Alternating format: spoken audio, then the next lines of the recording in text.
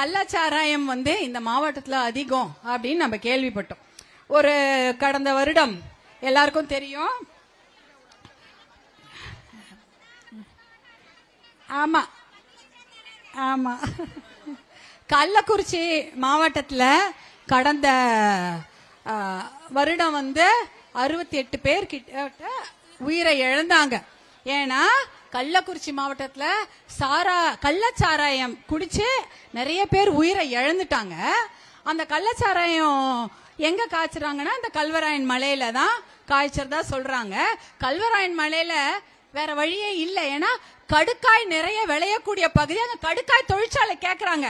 அந்த தொழிற்சாலையை கொடுத்திருந்தா அவங்க கள்ளச்சாராயம் காய்ச்ச மாட்டாங்கன்னு நினைக்கிறேன். ஏன்னா கள்ளச்சாராயம் காய்ச்சி அவங்க குடும்பத்தை காப்பாற்றணும்னு சொல்லிட்டு அவங்களுக்கு வேற வழி இல்லை. அதான பண்ணிருக்கிறாங்க. அது எல்லாருடைய ஆதரவுடன், ஆளுங்கட்சியினோட ஆதரவுடன் தான் அந்த கள்ளச்சாராயம் ஆறா ஓடி இருக்குது. ஆனா எல்லா டிவிலயும் போட்டு அந்த மாவட்டத்தோட பேரையே நாசம் பண்ணிட்டாங்க. ஸ்பூரியஸ் லிக்கர் டெத் அப்படின்னு. அதாவது கள்ளச்சாராய சாவுகளை பத்தி நம்ம ஊர் தொலைக்காட்சி மட்டும் இல்ல, டெல்லி தொலைக்காட்சி வெளிநாட்டுல எல்லாம் போட்டு கள்ளக்குறிச்சி மாவட்டத்தை பத்தி பேசியே நம்மளுடைய என்ன சொல்றது ரொம்ப கஷ்டமா இருந்தது அதை பாக்கிறதுக்கு. நம்ம மாவட்டம் நல்ல பெருமை மிகு மாவட்டம்.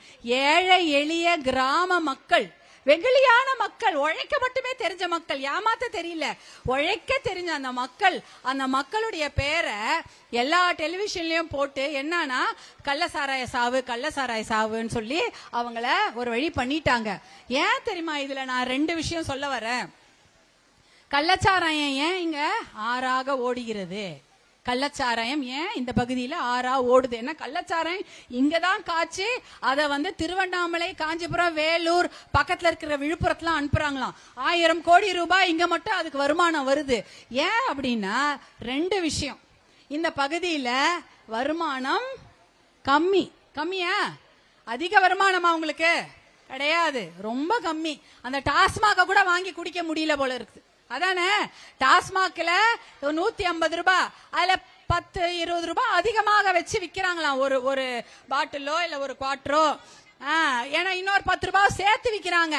அப்படி இருக்கும் பொழுது அந்த டாஸ்மாக் வாங்கி குடிக்க முடியாம இது ரொம்ப ரொம்ப கம்மியா கொடுக்கறாங்க போல இருக்கு. ஏன்னா 50 ரூபாய் கொடுப்பாங்களா 25 ரூபாய் கொடுப்பாங்களா தெரியல.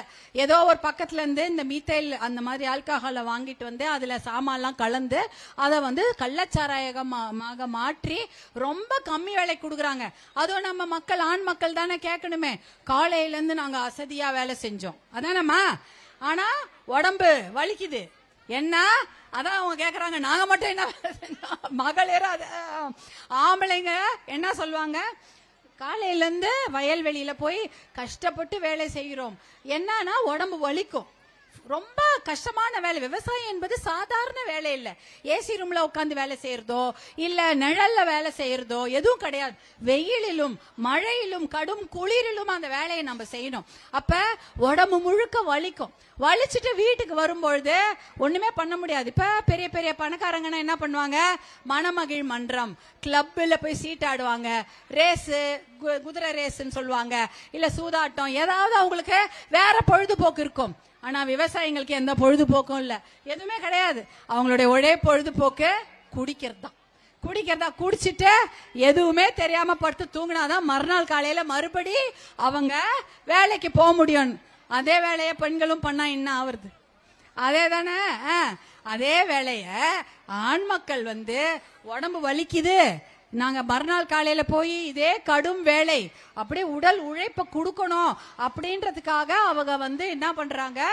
பயங்கரமா வேலை செஞ்சுட்டு படுக்கும் பொழுது இந்த கள்ளசாராயமோ இன்னொரு டாஸ்மாக்கோ ஒயின் ஷாப்லயே போய் குடிக்கிறாங்க.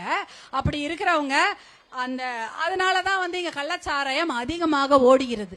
இதுவா வாழ்க்கை? இதுவா கேட்டோம்? நம்ம அப்பா அம்மா நம்மளை இதுக்கா பெத்து வளர்த்தாங்க? கஷ்டப்பட்டு பெத்து கடனை உடனே வாங்கி பள்ளிக்கூடம் அமிச்சாங்களா? பள்ளிக்கூடத்துல போய் படிச்சோமா? அதுக்கப்புறம் முடிஞ்சா கல்லூரி படிப்பும் கொடுத்தாங்களா?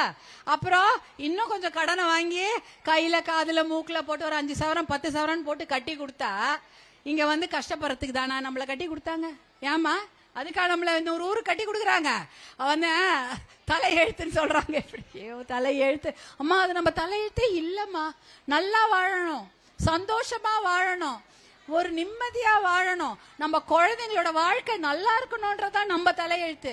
ஆனா இன்னைக்கு என்ன ஆயிடுச்சு, தமிழ்நாட்டோட தலையெழுத்தே இப்படிதான் ஆயிடுச்சு. அட்ஜஸ்ட் பண்ணி வாழணும், அங்க என்ன தப்பு செஞ்சாலும் 1000 ரூபாய் கொடுத்து அதை சரி பண்ணிடலாம் அப்படின்ற ஒரு மனநிலைமைக்கு வந்துட்டாங்க. இப்ப பரவாயில்ல, எவ்வளவு வேணா தப்பு செய்யலாம், எவ்வளவு அந்த தப்பு செய்து அத்தனை துரோகங்கள். எதுக்காக டாஸ்மாக் கடையை திறக்கணும், எதுக்கு நம்மளுடைய தாலியோட விளையாடணுமா? எவ்வளவு பெரிய பிரச்சனை இங்க பாத்தா. பெண்கள் பாதுகாப்பு. இப்ப திம்மாவரத்துல கேள்விப்பட்டேன், திம்மாவரத்துல ஏதோ ஒரு பொண்ணு ஒரு போதை பழக்கம், மது பழக்கம், கஞ்சா பழக்கத்துல பால் ஊத்திட்டு வந்த ஒரு பொண்ணை கூட்டின்னு போய் கும்பலா வந்து அந்த பொண்ணை சீரழிச்சிட்டாங்க. அந்த பொண்ணு செத்தும் போச்சு. ஆனா அதை பத்தி கண்டுக்கவே இல்ல. மூடி மறைக்கிறது தானே வேலையே. ஏதாவது ஒரு விஷயம்னா அதை பத்தி வெளியே சொல்ல மாட்டாங்க. அதேதான் பண்ணாங்க கள்ளசாராய சாவுலயும். முதல்ல ஒருத்தர் கள்ளசாராயத்துல சாவும் போது என்ன சொல்லிட்டாங்க, ஒரு உடம்பு சரியில்லை, அவர் செத்தாருன்னாங்க. முன்னாடியே அது கள்ளசாராயத்துலதான் செத்தாங்கன்னு தெரிஞ்சிருந்தா அந்த மிச்சம் 67 பேர்ல ஒரு 10 பேரையாவது காப்பாத்திருக்கலாம். சீக்கிரமா வந்து அவங்க அட்மிட் ஆயிருப்பாங்க ஆஸ்பத்திரியில. ஆனா அதை விட்டுட்டாங்க. அதே போலதான் இந்த பொண்ணுடைய மர்டர். இந்த பொண்ணு வந்து பாலியல் வன்கொடுமை செய்து திம்மாவரத்துல அந்த பொண்ணை வந்து கொலை பண்ணிட்டாங்க. அதை பத்தி யாருமே கண்டுக்கல, மறைச்சிட்டாங்க. அப்புறம் மருத்துவர் அன்புமணி அவங்க அண்ணன் தான் அதுக்கு அறிக்கை மேல அறிக்கை கொடுத்துதான் அப்புறம் அந்த குற்றவாளியை கைது செய்யறாங்க. என்ன இது அநியாயம். எல்லாம் தப்பை மூடி மறைக்க காசு கொடுத்து சரி பண்ணலாம் அப்படின்றத இவங்களுடைய ஒரே எண்ணமாக இருக்கிறது. காசு கொடுத்தா எந்த தப்பு வேணாலும் அவர்கள் செய்து விடலாம் என்று மனப்பால் குடிச்சிருக்கிறாங்க. அதனாலதான் அவ்வளவு தைரியமா இருக்கிறாங்க.